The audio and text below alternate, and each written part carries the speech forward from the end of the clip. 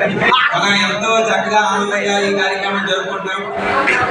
ఈరోజు ఈ కార్యక్రమం జరుపుకున్నామంటే మనం ఈరోజు విజయనగరం అమ్మవారు దీవులతో ఈనాడు ఈ కార్యక్రమాన్ని జరుపుకుంటున్నాం. కార్యక్రమానికి సహకరించినటువంటి ముఖ్య ప్రధాని మన లక్ష్మీ మేడం గారికి మరొక ధన్యవాదాలు తెలియజేసుకున్నాను. సో మొత్తం ఎన్ని కావాలండి? కళలు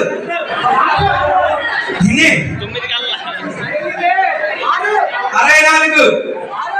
సో మీరే ఎన్ని కళలు ఉన్నాయి మీరు? అమ్మాయిలో ఎన్ని కళలు ఉన్నాయి?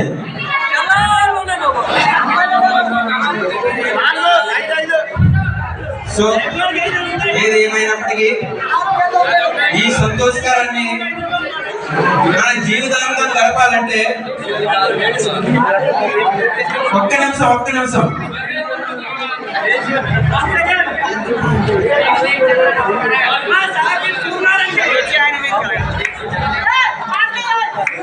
మనందరికీ విద్య వైద్యం చాలా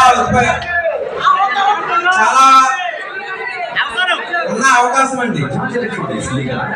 విద్య అనేది ఎవరు కూడా తనకు తను సొంతంగా సంపాదించుకోలేరు.